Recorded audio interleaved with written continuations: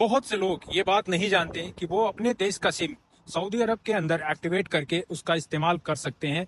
जैसे इंडिया का एयरटेल और जियो, इंडोनेशिया का पीटी टेलीकॉम, पाकिस्तान का जैज सिम। ये सारे सिम जो है सऊदी अरब के अंदर आप बिना कोई अतिरिक्त शुल्क दिए और विदाउट रोमिंग आप सऊदी अरब के अंदर इस्तेमाल कर सकते हैं। इसमें सबसे बड़ी बात यह है कि ना तो इसमें आपको इकामा देने की जरूरत है, ना तो कोई फिंगरप्रिंट देने की जरूरत है।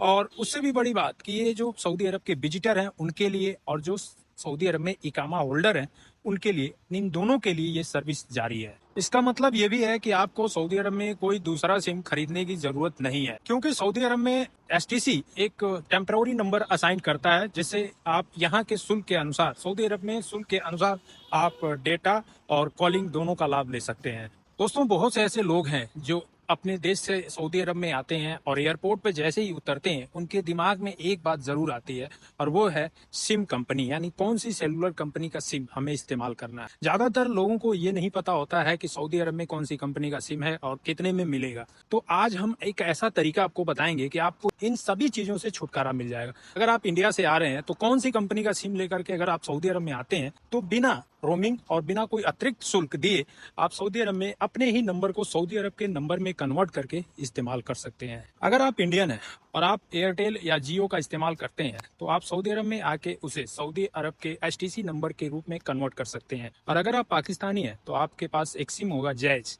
अगर आप जैज इस्तेमाल करते हैं तो उसे भी आप सऊदी अरब में आके एचटीसी में कन्वर्ट कर सकते हैं। अगर आप इंडोनेशियन नागरिक हैं तो आप पीटी टेलीकॉम का सिम अगर इस्तेमाल करते हैं तो आप उसे एचटीसी के रूप में यहाँ पे परिवर्तित कर सकते हैं और उसका इस्तेमाल कर सकते हैं। चलिए आपको बताते हैं कि आप अपने देश के सिम को, जैसे इंडिया, पाकिस्तान या इंडोनेशिया के सिम को सऊदी अरब के एचटीसी के सिम के रूप में कैसे कन्वर्ट करेंगे। उसके लिए सबसे पहले आप अपने मोबाइल की सेटिंग्स को ओपन करें और उसके बाद मोबाइल नेटवर्क, और उसके बाद आप मैनुअल तरीके से नेटवर्क को सर्च करें। उसमें आपको मिलेगा एचटीसी और उसके बाद एचटीसी पर सेलेक्ट करते हैं। उसके बाद आपको 1500 पर कॉल करना है और इंग्लिश लैंग्वेज सेलेक्ट करने के लिए आपको 2 दबाना है।